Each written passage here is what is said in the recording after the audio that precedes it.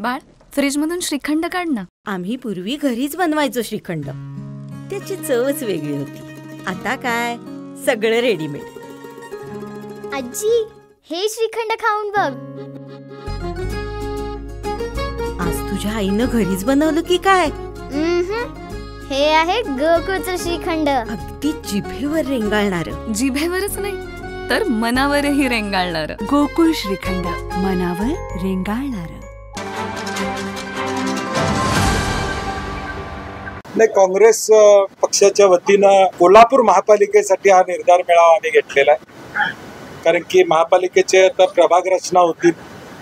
पूर्वी देखील काँग्रेस पक्षाची सत्ता, महाविकास आघाडी म्हणून काँग्रेस राष्ट्रवादी अशी सत्ता आमची कोल्हापूर महापालिकेमध्ये होती.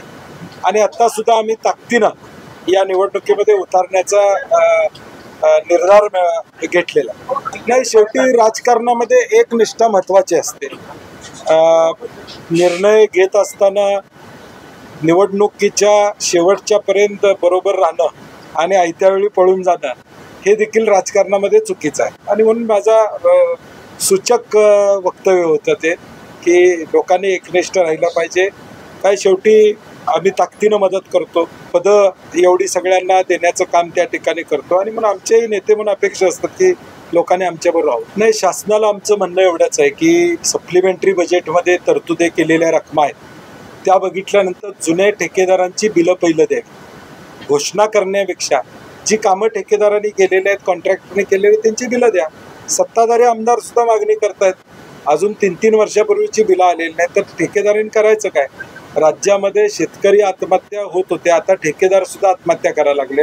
एवढी वाईट अवस्था, आर्थिक वाईट अवस्था राज्याची झाली. नाही, आता महायुतीच्या सरकारमध्ये कुणाचा पायपोस कुणाकडे नाही आहे.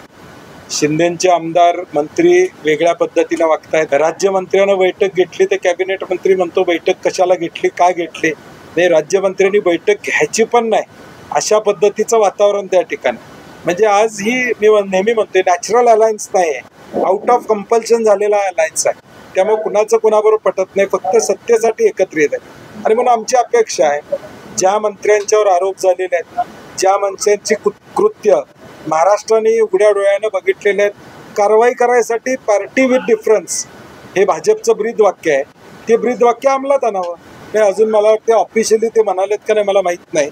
त्यामुळं अजून अनेक प्रकरणं त्यांची कोर्टामध्ये आहेत. मला वाटते तसा काही निर्णय ते घेतील असं मला वाटत नाही. जे मंत्री अकार्यक्षम आहेत, ज्यांनी महाराष्ट्रापुढं वेगळ्या पद्धतीनं मंत्री म्हणून दाखवलेलं आहे की मंत्री काय काय करू शकतो, हे पैशाची बॅग रूममध्ये दिसते, हे सगळं चित्र महाराष्ट्रानं बघितलेलं आहे. आणि म्हणून कदाचित हा निर्णय भाजप घेत असेल. आता बघणं महत्त्वाचं आहे की भाजपचं एवढं धाडस आहे का? भाजप धाडसानं या मंत्र्यांना काढायचा निर्णय घेऊ शकतो का, हा महत्वाचा प्रश्न. आजच्या मेळाव्याला भाजपदार मालूम एकंदरीत आपला काही संवाद झालेला आहे? नाही, ते मुंबईला गेलेत म्हणून त्यांनी कळवलं होतं, त्यामुळे येऊ शकणार नाही. पूर्वनियोजित दौरा होता.